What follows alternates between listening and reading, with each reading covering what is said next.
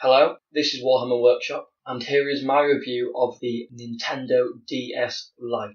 The DS Lite on screen is the model I have. It's in bubblegum pink, or coral pink as the European 2006 release is called, which has a clear plastic casing. The DS Lite was released in 2006 in Europe and was discontinued in 2016, giving it a solid 10-year run. Overall, unit sales have reached nearly 100 million, making it one of the most successful consoles of all time and the second most successful handheld console behind the original DS. It's a lighter, smaller, brighter, updated version of the original DS, which was released 2 years earlier. It's backward compatible with the entire Game Boy Advance library, which has a library of over 1,500 games. That, coupled with the DS library itself, which also has over 1,500 games, give you a total of 3,000, making it one of the largest libraries. However, they are not all available in one country. The design is more elegant, simplistic and efficient in terms of safety and space of the console, and in every other aspect over the other DS models. The microphone has a more natural location, and the D-pad and other buttons are improved over the original DS. There were over 31 colours/styles released, however they were split between countries. There were 8 colours released for Europe, 8 for North America, 8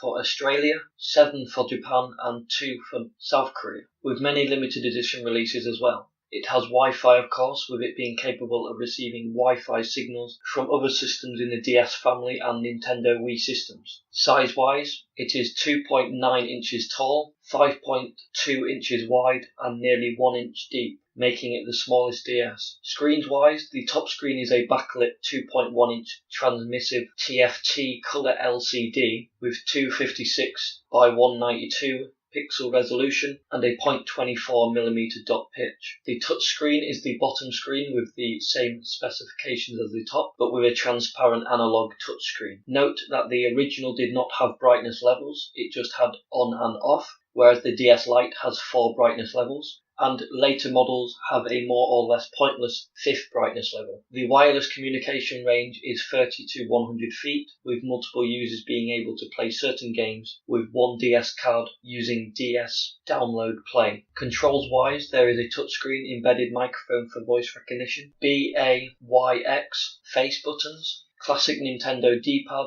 L and R shoulder pads/bumpers, start and select, and the power slide for on and off. The stylus is 1 cm longer and 2 mm thicker than the original and smaller than the later models. There are also terminals for stereo headphones and a microphone. There is an embedded real-time clock, date, time and alarm. CPU-wise, there are 2 ARM processors with clock speeds of 67 and 33. In terms of the battery and its life, there is a lithium-ion battery which gives up to 15 hours of play, 8 hours being on the low end, with a 3-hour charge. The 3DS lasts 3 to 5 hours playing 3DS games, and 5 to 8 hours when playing DS games. The DS Lite is superior to the other DS lines in terms of battery life.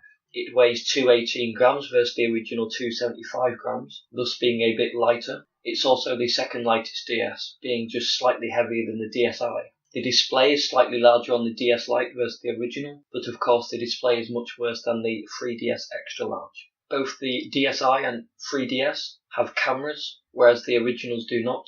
However, they are not compatible with Game Boy Advance games. Naturally, the DS Lite has no storage and not nearly as much memory as the latest models. It is expandable via the Game Boy Advance slot. Language support for the DS Lite: English, Japanese, Spanish, French, German and Italian. Having said all that, I want to argue that the DS Lite is the best DS to buy for overall gameplay, size and cost. As I mentioned before, it plays DS games and Game Boy Advance games, both of which have remarkable libraries which are cheap. Here are some of the top DS and Game Boy Advance games you can buy for little money in most places and play on your DS Lite. Best-selling Nintendo DS games: New Super Mario Bros., Mario Kart DS, Brain Age, Pokemon, Diamond and Pearl, Black and White, Super Mario 64 DS, Mario Party DS, Pokemon Platinum, Big Brain Academy, Dragon Quest, Professor Layton, The Legend of Zelda, Phantom Hourglass, Mario and Sonic at the Olympic Games, Tetris DS, Final Fantasy III, Art Academy, Guitar Hero on Tour, Sonic Colors, Final Fantasy IV, Kong Racing DS. Some of the best Game Boy Advance games include Zelda, The Minish Cap, Pokemon Ruby, Zelda A Link to the Past, Mario Bros., Metroid, The Legend of Zelda, Fire Emblem, Super Mario World, Sonic Advance, Final Fantasy, Donkey Kong Country, Super Mario Bros. 3, Donkey Kong, Mario vs. Donkey Kong, Tekken Advance, Tony Hawk's Pro Skater, Donkey Kong Jr., Pong, Super Breakout, Asteroids, Centipede, Battlezone, Warlords, Avatar, Bomberman, Pac-Man, Crash Bandicoot, Defender, the Lego series, Lemony Snickets, The Lord of the Rings, M&M's, Panic Miner, Monsters Inc., Mortal Kombat, Need for Speed, Worms Blast, SSX Tricky, Aggressive Inline, Popeye, Battleship, Robot Wars, Robots, Space Invaders, Superman, Spy Kids, Star Wars, Street Fighter, Super Mario series, Nightmare Before Christmas, Tomb Raider, Tom Clancy, V-Rally and X-Men. Price-wise for the 3DS and Switch, for example, games tend to be £40, £50 or £60, meaning buying the 3DS even at a cheap price and a handful of games will cost you the same amount as a PlayStation 4 or a low-end gaming PC. I have been Warhammer Workshop, and you have been watching my first gaming review video. Thank you.